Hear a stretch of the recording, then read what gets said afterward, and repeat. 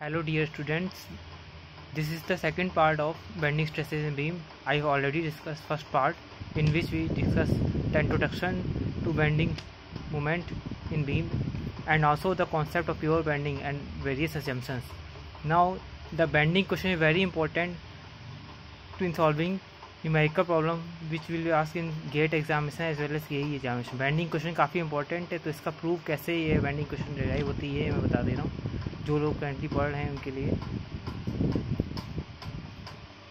तो bending question में मैंने एक बीम एक बीम ली है, इस पे बीच की जो एक्सिस है वो न्यूट्रल एक्सिस है NN, जहाँ पे wear the length of the beam is not change after application of applied load और मोमेंट। ओके, जब लोड हम लोगों ने अप्लाई कर दिया है तो ये अंडर इसमें बेंडिंग मोमेंट सेक्शन की लेफ्ट साइड में, जैसा कि मैंने बताया था, clockwise moment is and positive and section right when right hand side of the section is here anti clockwise moment is positive. तो इनिशियल जब कोई अप्लाई नहीं हो रहा था तो ये इसकी लेंथ थी बीम की लेंथ, तो इससे एक स्मॉल एलिमेंट दिया जिसकी लेंथ डी एलिमेंट है dx की लेंथ dx और एक स्ट्रिप ले ली gh की लेंथ है। तो अब जब बेंडिंग मैंने अप्लाई कर दिया, bending under the action of bending moment the beam deflects, इसमें स्लाइटली डिफ्लेक्ट बेंड हो गई बेंडिंग मोमेंट अप्लाई करने के बाद। जैसा कि एजम्पशन मैंने बताया था कि ये इसमें यूनिफॉर्मिटी मेंटेन रहेगी, जितना इतना डिस्टेंस इसके बीच में अभी पहले था उतना ही उतना डिस्टेंस के बीच में रहेगा यहाँ। तो EF जो पहले इनिशियल स्ट्रिप थी ये न्यूट्रल एक्सिस पे एलिमेंट था, EF हो गया, E डैश F डैश हो गया, GH जो स्ट्रिप लेंथ थी at a distance y from the neutral axis वो हो गया G डैश H डैश हो गया। तो E डैश F डैश की जो वैल्यू होगी वो EF के बराबर होगी, इक्वल होगी, और G डैश H डैश की वैल्यू GH के बराबर होगी। और जहाँ पे ये element incline bending moment apply होने के बाद इंटरसेक्ट करेगा वो होता है पॉइंट, उस पॉइंट को बोलते हैं सेंटर ऑफ कर्वेचर।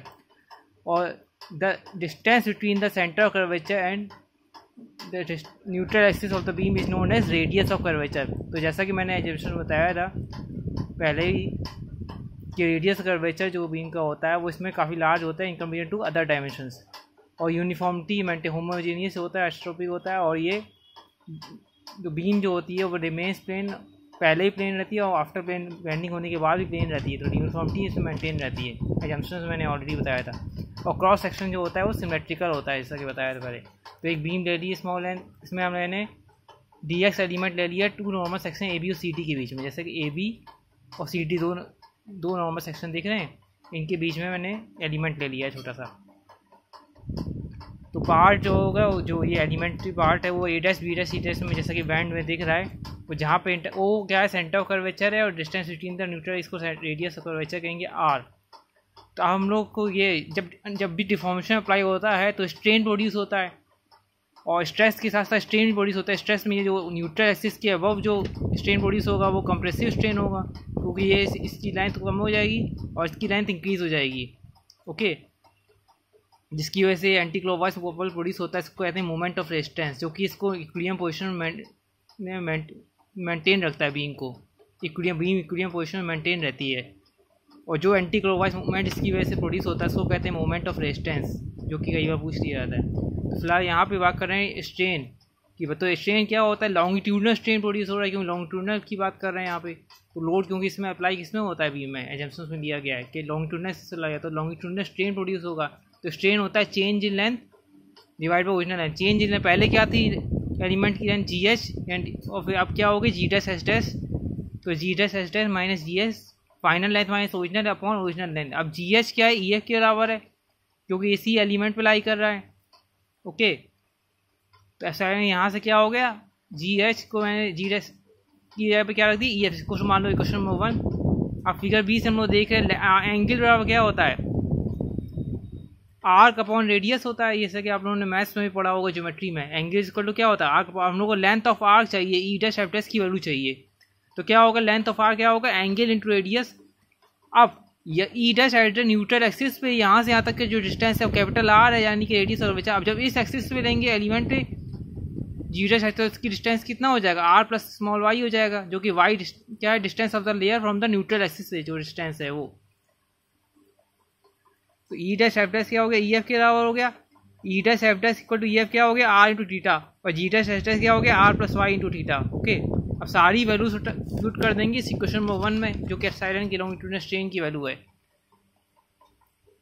तो यहाँ से क्या हो गया, epsilon equal to Y upon R आ गया। इसको इक्वेशन नंबर 1 सेकंड मान लिया, 1 पहले ही ले चुके थे। अब जैसा कि मैंने बताया था कि मटेरियल क्या करता है, प्योर बेंडिंग में क्या होता है, जो मटेरियल ऑब्वियस हुक्स लॉ क्या कहता है, under elastic limit stress is directly proportional to strain for a particular material की मॉडुलस इलास्टिसिटी साइन का, तो ये इलास्टिक कांस्टेंट आता है, यानी यंग मॉडुलस इलास्टिसिटी। तो एप्सिलॉन क्या हो जाएगा यहाँ से, सिग्मा अपॉन ई। इसको क्वेश्चन नंबर 3 ले लो। अब एक एप्सिलॉन की वैल्यू क्वेश्चन नंबर 2 में जो आ रही है और क्वेश्चन नंबर 3 में जो वैल्यू मिली एप्सिलॉन की, इन दोनों क्या करेंगे, इक्वेट कर देंगे। तो यहाँ से sigma by E equal to Y by R आ गया। सिग्मा इक्वल टू क्या हुआ, E by R upon into Y. तब इस इक्वेशन का हम लोग ध्यान से इसको 4 लेना, उस यहाँ से हम लोग लिख सकते हैं सिग्मा को वाई को क्रॉस मल्टीप्लाई करेंगे, क्या आएगा, E upon R into Y आ जाएगा।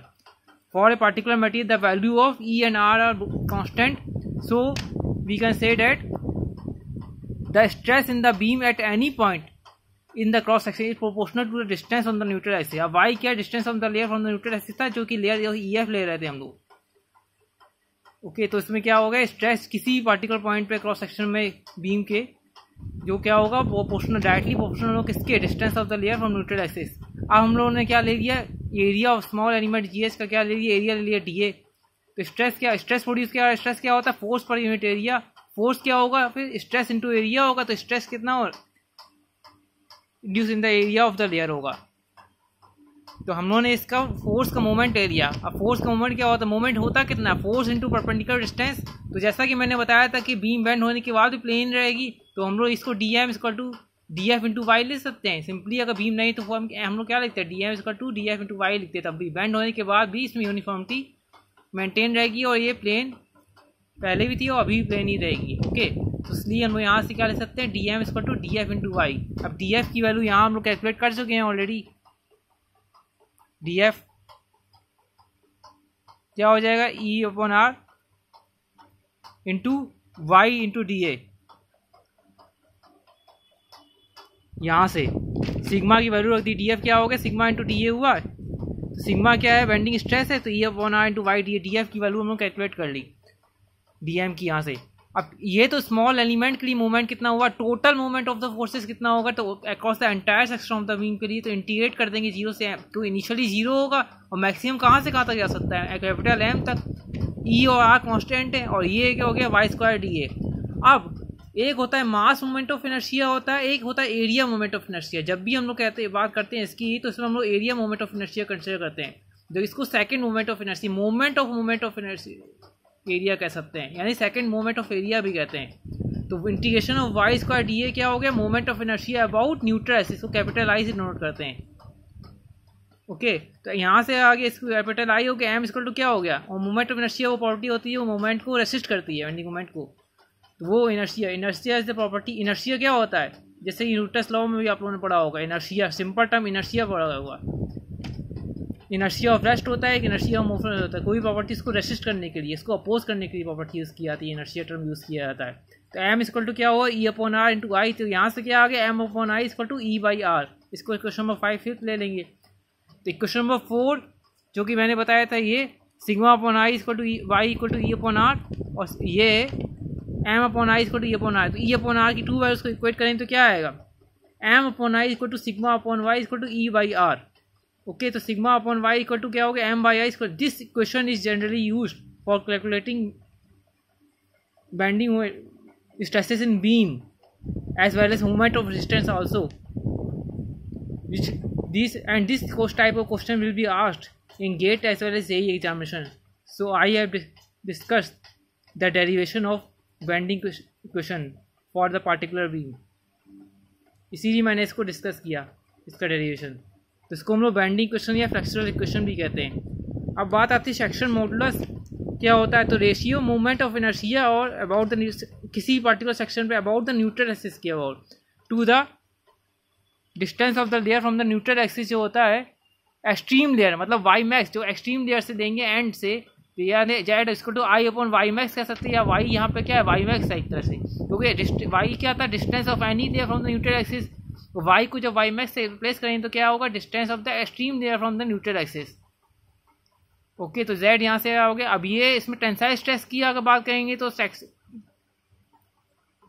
टेंसाइल सेक्शन मॉडुलस होगा, और कंप्रेसिव स्ट्रेस से ऑर्डर करेंगे तो कंप्रेसिव सेक्शनल मॉडुलस होगा। तो इसलिए टेंसाइल मॉडुलस को मैंने दिखाया है जेड टी से, T stand for tensile and C stand for compressive. Okay, और एक टर्म आता है फ्लेक्सुअल रिजिडिटी, पूछ लिया जाता है कई बार। फ्लेक्सुअल रिजिडिटी कई बार बीम में हम लोग जब डिफ्लेक्शन कैलकुलेट करते हैं तो क्या होता है, the product of moment of elasticity E of the material of a beam end moment of inertia, यानी ई इंटू आई क्या होता है, मोमेंट फ्लेक्सुअल रिजिडिटी होता है बीम का।